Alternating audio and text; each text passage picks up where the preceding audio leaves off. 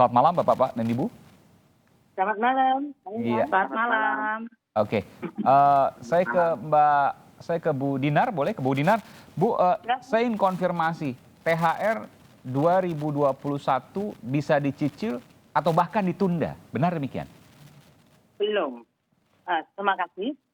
Selamat malam, Assalamualaikum warahmatullahi wabarakatuh. Waalaikumsalam Sebenarnya saat ini Kementerian Ketenagakerjaan sedang melakukan pengkajian terhadap rencana pelaksanaan THR tahun 2021 dengan mempertimbangkan perkembangan kondisi saat ini terkait dengan pemulihan ekonomi nasional akibat dampak pandemi COVID ini. Kita akan melihat dulu apakah COVID ini sudah selesai, sudah mengarah ke pemulihan, ataukah masih belum. Nah, itu kami sedang melakukan kajian dengan mengundang stakeholder, tentunya stakeholder yaitu pekerja, pengusaha, dan pemerintah itu sendiri. Nah, kebetulan kami saat ini di Kemenaker ada lembaga kerjasama Tripartis Nasional dan Dewan Pengupahan Nasional.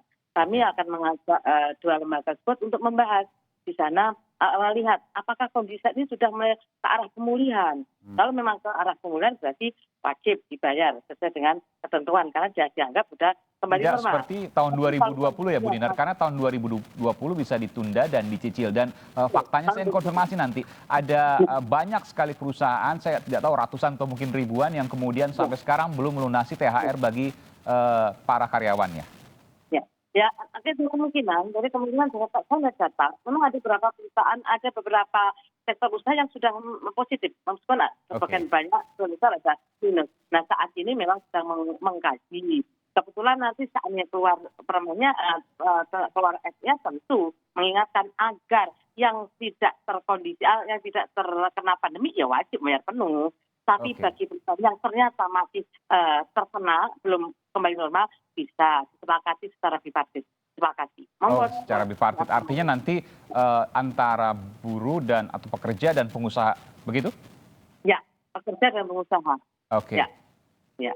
Saya ingin ke Pak Haryanto. Pak Haryanto, sesungguhnya bagaimana kondisi saat ini dibandingkan 2020 lalu, dan apakah benar tadi yang saya tanyakan bahwa tahun 2020 yang kemudian ada kebijakan bisa ditunda dan dicicil THR-nya, masih banyak perusahaan yang sampai saat ini belum melunasi THR bagi para pekerjanya? Ya. Selamat malam Mas Aiman. Selamat malam Pak Haryanto, silakan. Selamat malam Bu Dinar, selamat malam Mbak Mira. Malam Pak Yanto. Ya. Assalamualaikum warahmatullahi wabarakatuh. Waalaikumsalam. Pada pertemuan dengan asosiasi-asosiasi sektor di hari Senin yang lalu, itu kami sudah mendapatkan banyak masukan bahwa memang ada sektor yang sudah pulih, yang sudah membayar lunas THR-nya, dan mungkin juga tahun ini bisa membayar juga. Tapi juga ada beberapa sektor yang masih terpuruk, yang jadi tetap mungkin akan bernegosiasi secara bipartit. Boleh disebutkan Pak yang sudah pulih dan masih terpuruk? Ya, jadi yang beberapa yang sudah bisa membayar lunas THR-nya itu beberapa sektor seperti sektor sepatu, sektor itu tuh sudah bisa membayar THR-nya lunas di yang 2020. Mohon maaf Pak, industri sepatu? Iya. Sepatu, oke. Kalau gitu turunannya juga tekstil kan yang saya dengar masih struggle Pak, masih berjuang. Kalau tekstil itu terbagi dua Pak, ya ada garment, ada tekstil gitu. Jadi ada beberapa yang memang orientasinya itu masih order dari domestik itu masih terpuruk, yang ekspor sudah mulai sedikit-sedikit mulai ada begitu. Jadi ini kan industri kita variatif sekali, Mas Aiman. Kita nggak bisa menggeneralisir semua itu sama begitu. Ada yang karyawannya cuma 100-200, ada yang karyawannya tuh 100.000 orang. Satu industri. Saya tergelitik juga untuk menanyakan Pak, apa kaitannya COVID dengan industri sepatu yang meningkat sekarang? Bukan meningkat, maksudnya itu ini yang sudah bisa pulih. Ya sudah bouncing kan, yang sudah kembali pulih begitu ya? Sudah pulih, ekspornya sudah mulai sudah bisa pulih kira-kira mencapai 70% begitu. Yang lalu itu terpuruk sampai 30-40% gitu. Iya. Oh jadi ini yang terkait dengan ekspor mayoritas semuanya pulih, mayoritas ya Pak, ini nggak semua? Belum pulih semuanya ya, jadi baru mencapai sekitar 70%. Oke, mayoritas betul. COVID, gitu. Ini yang orientasinya ekspor ya? Iya. Oke, artinya memang ada perubahan yang signifikan tahun 2020 dengan tahun 2021. Ada perbedaan yang jauh? Tidak, itu tidak jauh karena pasar domestiknya itu masih sangat lumpuh sampai sekarang. Oke. Domestic market itu daya belinya hampir baru mencapai 50% dari sebelum COVID.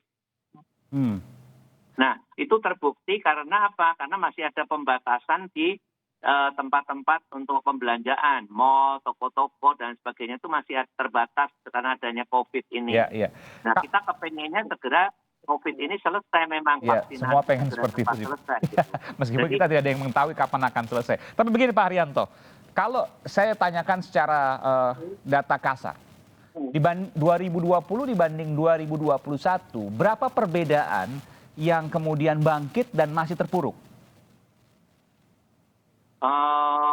Saya kira yang sudah bangkit, yang sudah bisa mulai improve itu mungkin sekitar 20% lah ya. Oke. Jadi 80%-nya masih kondisi status quo, masih sama? Iya, 80%-nya masih tidak menentu. Karena marketnya masih tergantung domestik masih jelek dan beberapa yang ekspornya itu di negara yang belum improve COVID-nya masih terpuruk juga. Jadi kira-kira 20% itu sudah bisa mulai meningkat dari. Oke, tapi ini kan di luar yang industri yang memang potensial winner Pak ya pada waktu 2020 seperti industri farmasi, industri garment yang kemudian digunakan untuk APD misalnya, telco, ya di luar itu Pak ya? Iya, itu sih nggak ada masalah ya, seperti industri-industri seperti pharmaceutical yang berkaitan dengan kesehatan, berkaitan dengan makanan dan minuman gitu, itu masih dibutuhkan gitu. Iya, bahkan sangat dibutuhkan sekarang. Iya. Mereka untung luar biasa. Artinya memang ada positif, ada negatif. Meskipun yang terpuruk juga itu mungkin sangat kecil. Iya. Dibandingkan dengan total industri tidak bisa mengcover. Oh oke, baik. Jadi timpang. Meskipun ada yang dari kemarin tahun 2020 itu terpuruk, 20%-nya sudah bangkit saat ini. 80% masih status quo, masih sama. Betulkah demikian, Mbak Mira? Ya, Assalamualaikum warahmatullahi wabarakatuh, Mas Aiman, Pak Waalaikumsalam Haryanto, dan Bu Dinar. Apa kabar? Yang pertama begini Mas Aiman, jadi kami dari buruh tentu menolak keras ya atas rencana Menteri Tenaga Kerja mengeluarkan surat edaran terkait THR yang bisa dicicil ini. Kenapa? Alasannya pertama di tahun 2020 surat edaran kan pernah juga dikeluarkan terkait dengan THR yang dicicil dan dampaknya sejak Mei 2020 di mana hari raya sampai sekarang di bulan Maret 2021 banyak kawan-kawan dan juga termasuk anggota kami ini para buruh yang belum mendapatkan hak THR-nya sampai sekarang dan kasusnya salah satunya ada di Kementerian Tenaga Kerja. Dan lucunya lagi sekelas BUMN juga sama ikut-ikutan latah untuk mencicil. Padahal nggak pengaruh mereka itu terkait dengan situasi keuangan. BUMN nggak pengaruh Mbak Mira, meskipun dengan industri yang mungkin juga terpuruk juga, akan ada juga sektor-sektor bisnis yang sama. Yang kami rasakan Mas Aiman, yang kami advokasi ini semuanya tidak terpengaruh dengan pandemi. Misalnya apa Anda mengatakan misalnya? Yang kemarin gini ya, kemarin kan yang surat edaran itu tahun 2020. Sesungguhnya THR itu kan diberikan di bulan Ramadan sekitar antara April-Mei lah ya. Nah sesungguhnya para pengusaha Pak Haryanto tuh paham banget nih. Para pengusaha itu sudah mengalokasikan uangnya, anggarannya untuk THR itu udah jauh-jauh hari. Jadi sesungguhnya tidak ada korelasinya, tidak ada dampaknya. Ini saya bicara tahun 2020 ya, bicaranya. Tapi ternyata muncul surat edaran dari Menteri Tenaga Kerja yang terkait THR bisa dicicil di tahun 2020.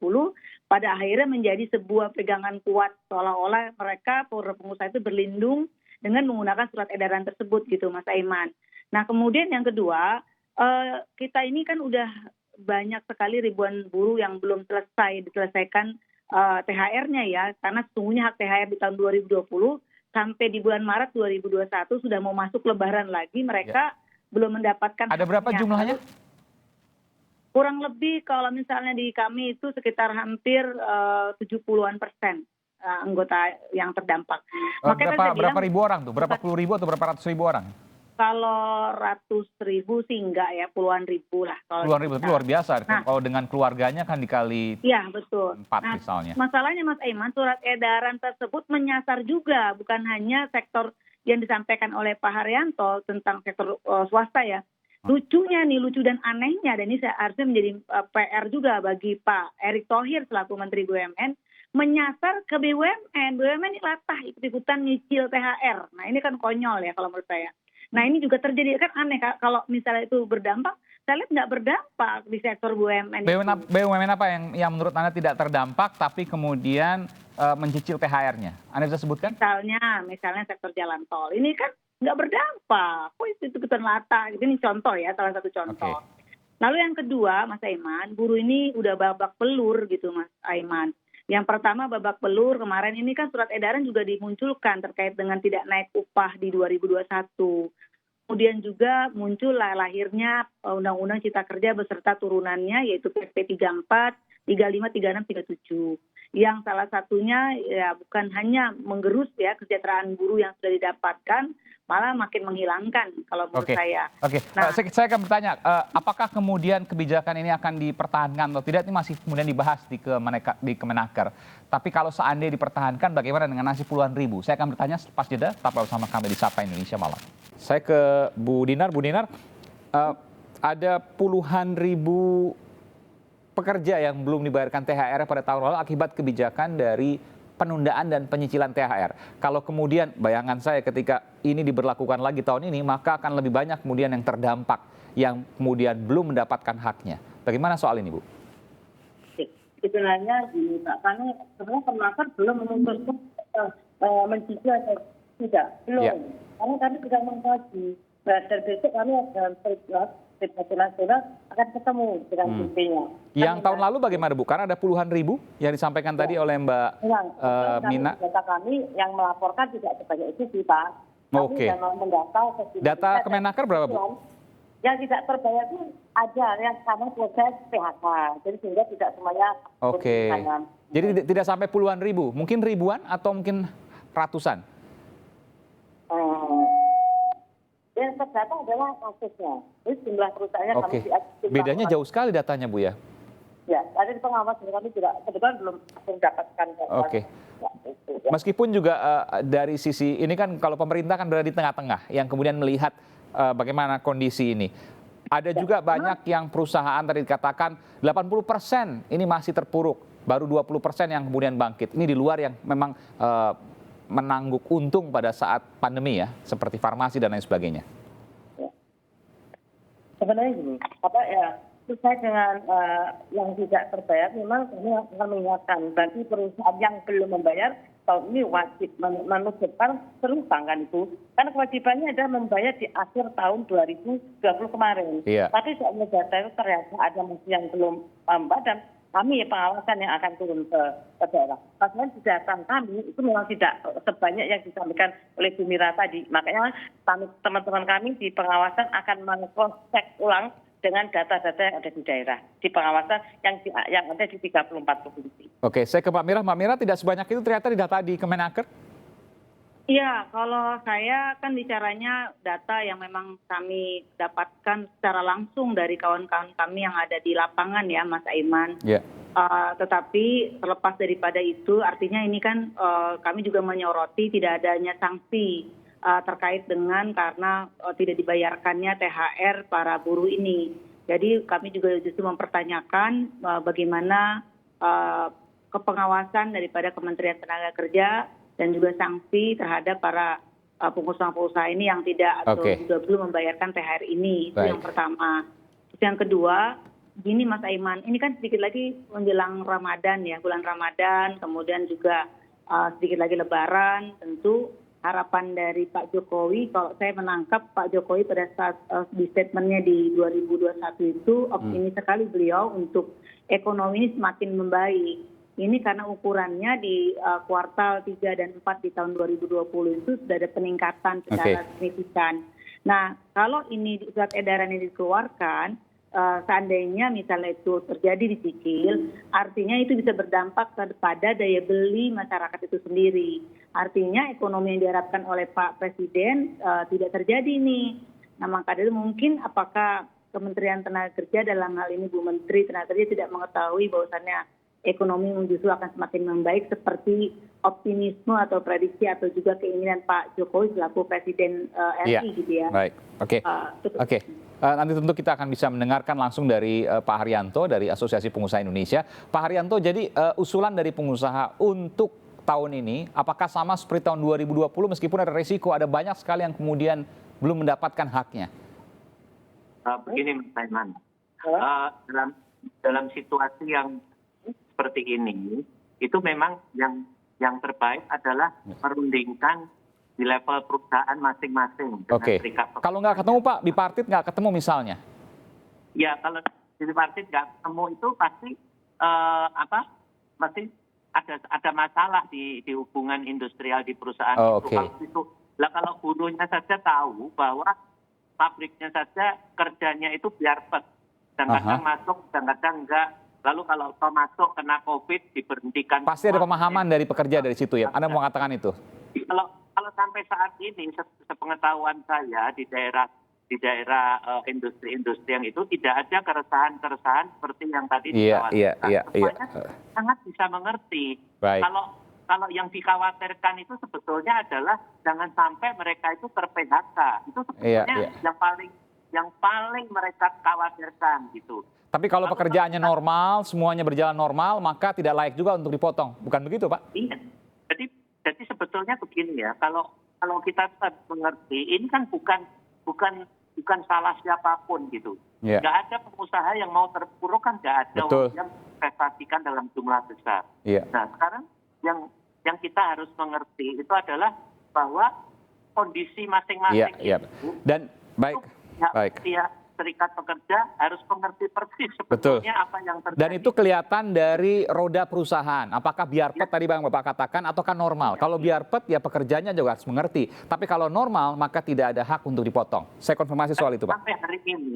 Sampai hari ini sepengetahuan kami di Apindo, mereka yang normal itu membayar kok. Tahun lalu tidak semua mencicil, ada yang membayar lunas kok. Ini kita hanya melihat sisi jeleknya saja, yang baik nggak pernah dilihat. Nah ini yang menurut saya kurang apresiasi juga pada pengusaha. Baik, terima kasih Pak Haryanto, ini penjelasan yang logis dan juga fair, dan juga kemudian disampaikan tadi oleh Ibu Dinar dari Direktur Kemenaker dan Mbak Mirah dari SPSI. Terima kasih, sehat selalu Bapak-Bapak, semoga kita bisa melewati masa-masa sulit ini segera dan dengan kreatif dan juga produktif, dan tentu yang paling penting adalah tetap sehat. Selamat malam, terima kasih.